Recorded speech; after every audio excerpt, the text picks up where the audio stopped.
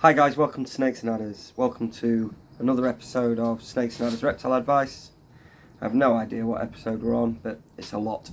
It's been a while since I've done a video. To be honest, finding time to do the videos is a killer at the minute, and maybe it'd be easier for me to do these question ones rather than the full species reviews, because they just take so much time with research. The shop's going great guns. The girls, Pixie and Becky, are doing fantastic and really contributing to the way that the shop's being run, but we're just guilty of our own success, so it's just been madness. So back in the day, people used to ask us questions on the reptile advice videos, and I would answer them in an order that I found them interesting. And it's been a while since we've been asked a question. People seem to stop. If you've got something you want to ask and you want me to talk to you as if I was talking to you in my shop and answer your question, then just write in the comments, and I'll try and get around to answering it. It's no problem. So Cesar Torres asked me some questions, and he's asked a few bits, two that are relatively easily dealt with, and a third one that'll probably take slightly more explanation. It's question one. I keep my snake in my office. He's a 1-year-old. He's got a 60-gallon vivarium. He's doing great. Gorgeous scale coloration, hearty eater, docile, and already raised close to 130 grams. But here's my situation. In my office, I sometimes stream games in the evening. For my stream, I use LED lighting. I will sometimes choose custom colours like pink, red, blue or purple, besides white light. I generally wrap up my computer work or gaming by 11 PM. The question is, are these types of coloured LED lights going to disrupt the circadian rhythm of the corn snake? I try to be as respectful as I can towards his biology, so by 11 PM the office is shut down and the room is blacked out completely so the snake can have its night cycle. So it's a great question. A perfectly applicable question to many people around the world who will have animals in their bedroom, who game, or people who have snakes or lizards in their living room and they're sat watching Coronation Street in EastEnders. It's no different. We have a light source external to the enclosure, and we need to consider whether it's a stressor external to the snake's immediate environment. And the answer is yes. There's no real way for me to tart it up.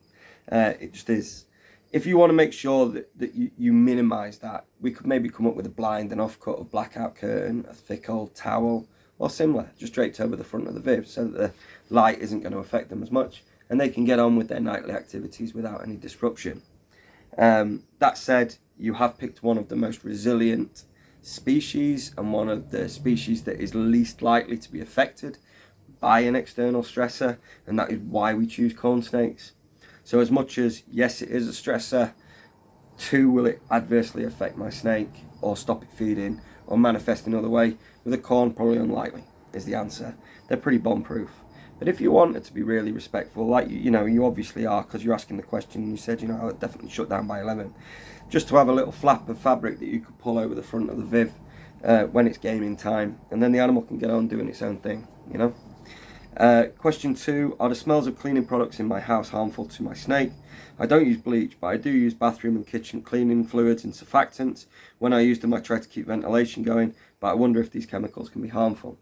If the snake comes into direct contact with these cleaning surfactants, then yes. The answer is undoubtedly yes. They will have quite a bad neurological reaction to licking and tasting these chemicals. But external to their vivarium, if we're just cleaning and wiping surfaces and they're slowly evaporating into the local area, I don't think is an issue, considering we bleach our floor in the shop every morning, and we've had no negative effects. We use surfactants on the surfaces and disinfectants, particularly with the prevalence of COVID currently, so we're staying on top of keeping things as clean as possible, and once again had no issue. But I definitely wouldn't let them come into contact with it, and whenever you're cleaning your vivarium out, you want to be using a reptile grade disinfectant that is guaranteed to be non-toxic to the animal inside. Question three, and the meat and potatoes of this video really. I use Aspen now, but I feel tempted sometimes to transition my snake to a bioactive setup. But honestly, I don't even know how to get started on that. I am a newbie to corn snake keeping. The info on other YouTube channels and other online resources is very scarce. What do you recommend for this species? Thank you. Well, the answer is I don't recommend you go bioactive. It's a pain in the arse. You become a botanist rather than a pet keeper. I think it makes certain keepers lazy, thinking that their clean-up crew replaces good old elbow grease and hard work keeping a snake clean. If you're a self-admitted novice keeper, then going through the actions of cleaning and maintenance and all of these husbandry standards should become muscle memory before we start allowing isopods to take over in that role. You introduce bioactivity or live plants, then we've got the issues of lighting and everything else. So it just makes everything so much more complex. And there are variables that we need to control anyway, thermoregulation, so hot side, cold side, maybe a localized damp spot, so a little bit of humidity to help them shed their skin. And these are things that really, as a novice keeper, you need to sort of master. You use your thermostatic controller, you make sure that you've got an accurate bead on what's going on in your vivarium. These are all important points. To then add to it live plants or isopod cultures and everything else, bearing in mind that your corn snake will pay zero respect to the work that you put into trying to make his tank bioactive, and will immediately investigate what you've put into his viv and turn it upside down for you. I didn't want that there, Dad. I wanted it here. And this is where the problem lies. I would walk before you run. That would be my advice. I personally have no interest in bioactive. I think it has its place for animals that seemingly benefit from it, so maybe Phelsuma geckos or the Dendrobates dart frogs, but for corn snakes, no, not particularly. You know, that pine forest grassland scrub isn't something that's easily replicated, and bioactivity tends to lend itself more towards the tropical biome than that grassland farmland biome that your snake is from. You could potentially try and make it more naturalistic, sure. You could maybe use a particulate mix of substrates, so you could maybe use something like in the UK we have something called Leolife, which is like a sandstone heavy grit, which you can cut with core, and we use hydroponic core, not the bricks, because the bricks, when you soak them, are soaked wet through. So we use hydroponic soil, what the guys grow their tomatoes in, and we mix that with it, and it adds body to it, and it allows them to burrow if they want to, and it's a bit more naturalistic for them to interact with.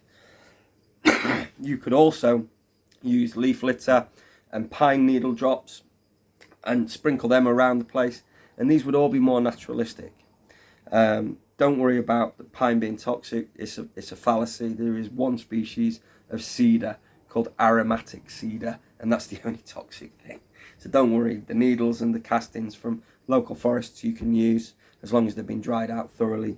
So naturalism is very different to bioactivity, and I have no issue with naturalism or even pseudo-naturalism.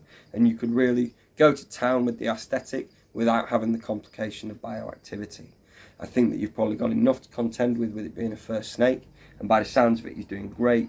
He's adding weight, he's got the colour.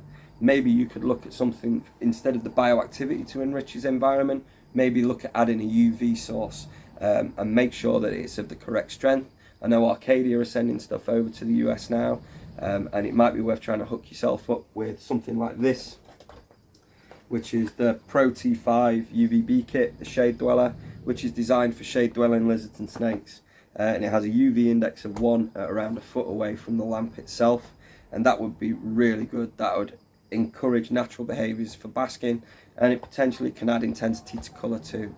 So I hope that's helpful. Remember guys, ask your questions in the comments and I'll get back to you as soon as I can. Peace.